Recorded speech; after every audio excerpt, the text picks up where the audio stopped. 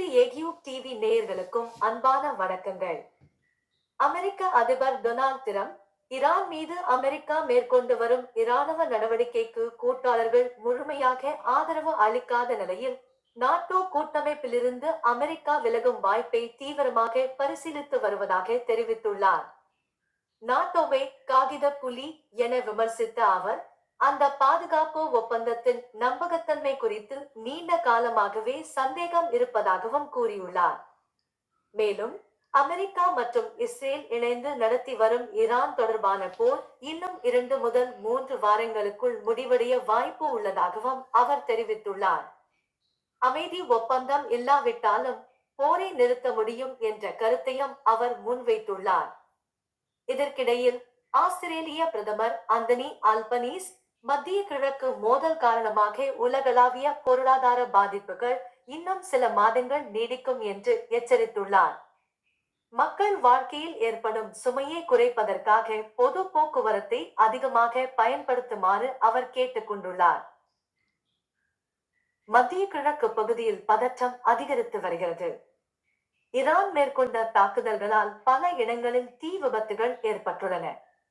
ஐக்கிய அரபு எமிரேட்ஸின் ஃபுஜைரா பகுதியில் ஒரு வெளிநாட்டு நபர் உயிரிழந்ததாகவும், குவைத் மற்றும் பஹ்ரைன் பகுதிகளிலும் தீப்பற்றல்கள் ஏற்பட்டதாகவும் தகவல்கள் வெளியாகியுள்ளன. இதே நேரத்தில் ஈராக் நாட்டின் தலைநகர் பாக்தாத் நகரில் அமெரிக்காவைச் சேர்ந்த சுயதொழிலாளி பத்திரிகையாளர் ஒருவர் பகல் நேரத்தில் கடத்தப்பட்டுள்ளார். அவரை பாதுகாப்பாக மீட்க பாதுகாப்பு அமைப்புகள் தீவிர தேடுதல் நடவடிக்கையில் ஈடுபட்டுள்ளன. மேலும், குவைத் சர்வதேச விமான நிலையத்தை இலக்காக கொண்டு ட்ரோன் தாக்குதல் நடத்தப்பட்டதாக தகவல்கள் தெரிவிக்கின்றன. இதில் எரிபொருள் சேமிப்பு தொட்டிகளில் தீப்பற்றி பெரும் சேதம் ஏற்பட்டுள்ளது.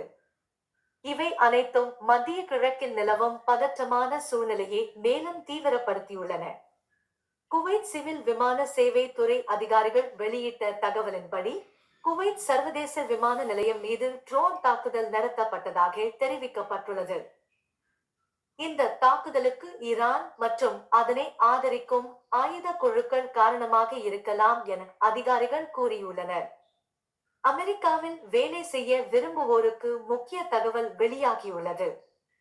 ஆண்டுதோறும் ஆயிரக்கணக்கானோர் வேலை விசா லாட்டரியில் பதிவு செய்தாலும் குறைந்த எண்ணிக்கையிலான விசாக்கள் மட்டுமே வழங்கப்படுகின்றன. லாட்டரியில் தேர்வு செய்யப்படாவிட்டாலும் நேரடி வேலை வாய்ப்பு வழிகளின் மூலம் அமெரிக்காவில் பணிபுரிய வாய்ப்பு இருப்பதாக தொழில் வல்லுநர்கள் தெரிவித்துள்ளனர். இதேவேளை ஐக்கிய அரபு எமிரேட்ஸ் அரசு பாதுகாப்பு காரணங்களால் ஈரான் நாட்டினரின் நுழைவு மற்றும் பயணத்திற்கு தற்காலிக தடையை விதித்துள்ளது. போர் பதற்றம் நிலவும் சூழலிலும் ஈராக் நாட்டில் விளையாட்டு துறையில் மகிழ்ச்சி நிலவுகிறது. அந்த நாட்டின் கால்பந்து அணி போலிவியாவை 2-1 என்ற கோல் கணக்கில் வீழ்த்தி உலக கோப்பை போட்டிக்கு தகுதி பெற்றுள்ளது.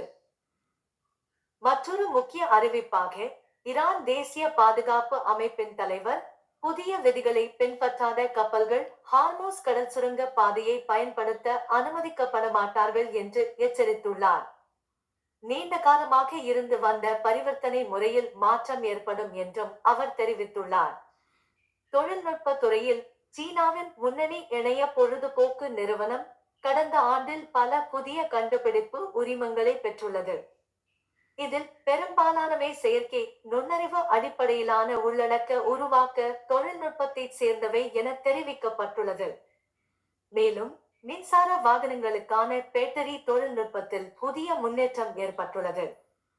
ஒரு முன்னணி எரிசக்தி நிறுவனத்தின் தலைவர், புதிய கார்பன் அடிப்படையிலான கண்டுபிடிப்பு மூலம் பேட்டரியின் ஆயுளை சுமார் 30% வரை அதிகரிக்க முடியும் என்று தெரிவித்துள்ளார். மின்சார வாகன துறையில் முக்கிய முன்னேற்றம் ஏற்பட்டுள்ளது. புதிய செயற்கை கிராஃபைட் பொருள் பேட்டரியின் அனோடு பகுதியில் பயன்படுத்தப்படுவதற்காக உருவாக்கப்பட்டுள்ளது. இதன் மூலம் வேகமான சார்ஜ், நீண்ட பயண தூரம் மற்றும் அதிக ஆயுள் பெற முடியும் என்று தெரிவிக்கப்படுகிறது. பல வாகன உற்பத்தியாளர்கள் இதை தற்போது சோதனை செய்து வருகின்றனர். குஜராத் மாநிலம் சுராத் நகரைச் சேர்ந்த இளைஞர் பொறியாளர் ஒருவர் ஆப்பிள் கழிவுகளை பயன்படுத்தி மாற்று தோல் தயாரித்து கவனம் பெற்றுள்ளார். ஜூஸ் தயாரிப்பு நிலையங்களில் வீணாகும் ஆப்பிள் கழிவுகளை கொண்டு தயாரிக்கப்பட்ட இந்த பொருள் விலங்குகளை பாதிக்காத சுற்றுச்சூழல் நட்பு தீர்வாக பார்க்கப்படுகிறது. பாரம்பரிய தோலை விட குறைந்த செலவில் கிடைப்பதுடன் நீண்ட காலம் பயன்படும் என்பதும் குறிப்பிடத்தக்கது. காலனி, ஆடை மற்றும் அலங்கார பொருட்கள் தயாரிப்பில் இது புதிய வாய்ப்புகளை உருவாக்கும் என நிபுணர்கள் கூறுகின்றனர். இந்திய பங்கு சந்தை புதிய நிதியாண்டை உற்சாகமாக தொடங்கியுள்ளது. முக்கிய குறியீடுகள் கணிசமான உயர்வுடன் முடிவடைந்ததால் முதலீட்டாளர்களில் நம்பிக்கை அதிகரித்துள்ளது. தொழில்நுட்ப துறையில் ஒரு பெரிய நிறுவனத்தில் பணியாளர் குறைப்பு நடவடிக்கை மேற்கொள்ளப்பட்டுள்ளது. செயற்கை நுண்ணறிவு மற்றும் மேக கணினி துறைகளில் அதிக முதலீடு செய்யும் நோக்கில் இந்த மாற்றங்கள் செய்யப்பட்டுள்ளதாக கூறப்படுகிறது. இதன் மூலம் புதிய திறன்களுக்கு தேவையும் அதிகரிக்கும் என எதிர்பார்க்கப்படுகிறது. இதற்கிடையில் இந்தியாவில் சமையல் எரிவாயு சிலிண்டர் விலை உயர்ந்துள்ளது. மேற்காசிய பகுதியில் நிலவும் பதற்றம் மற்றும் சர்வதேச சூழ்நிலை இதற்கான முக்கிய காரணங்களாக கூறப்படுகின்றன. இதனைத் தொடர்ந்து நாட்டின் பாதுகாப்பு நிலை குறித்து உயர்மட்ட ஆலோசனை கூட்டம் நடத்தப்பட்டுள்ளது. தமிழ்நாட்டில் அரசியல் சூழலும் தீவிரமடைந்துள்ளது. தேர்தல் பிரச்சாரத்தின் போது பாதுகாப்பு குறைபாடுகள் குறித்து கவலை வெளியிடப்பட்டுள்ள நிலையில் மத்திய அரசிடம் விளக்கம் கோரப்பட்டுள்ளது. மேலும் பல்வேறு அரசியல் கட்சிகள் தங்களது கூட்டணி சின்னம் மற்றும் தேர்தல் வாக்குறுதிகள் குறித்து ஒருவரை ஒருவர் விமர்சித்து வருகின்றனர். தேர்தல் பரப்புரைகள் சூடுபிடித்துள்ள நிலையில் இலவச திட்டங்கள் குறித்த விவாதமும் அதிகரித்துள்ளது. இதேவேளை தங்கம் மற்றும் வெள்ளி விலைகளில் உயர்வு பதிவாகியுள்ளது.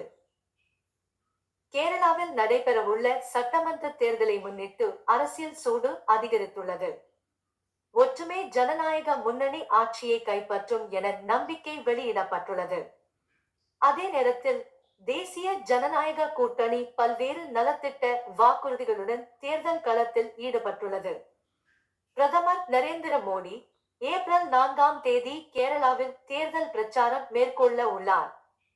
கல்வித்துறையில் பொறியியல் மற்றும் மருத்துவ நுழைவுத் தேர்விற்கான அனுமதி சீட்டு இன்று வெளியிடப்படுகிறது. மாணவர்கள் அதனை பதிவிறக்கம் செய்து கொள்ளலாம். கேரளாவில் அடுத்த சில நாட்களுக்கு வானிலை மாற்றம் காணப்படும் என அறிவிக்கப்பட்டுள்ளது. மாநிலத்தின் பல பகுதிகளில் லேசான மழைக்கு வாய்ப்பு இருப்பதுடன் சில இடங்களில் இடியுடன் கூடிய மழையும் பெய்யக்கூடும். அதே சமயம் வெப்பநிலையும் உயர வாய்ப்பு இருப்பதால் பொதுமக்கள் எச்சரிக்கையுடன் இருக்குமாறு அறிவுறுத்தப்பட்டுள்ளது. இதற்கிடையில் அரசு ஊழியர்களின் அகவிலைப்படி நிலுவைத் தொகை தொடர்பான வழக்கு ஏப்ரல் 8 ஒத்திவைக்கப்பட்டுள்ளது. இந்த விவகாரத்தில் அடுத்த கட்ட தீர்ப்பை எதிர்பார்த்து ஊழியர்கள் கவனமாக காத்திருக்கின்றனர். மேலும் முக்கிய தகவல்களுக்கு தொடர்ந்து எங்களுடன் இணைந்திருங்கள்.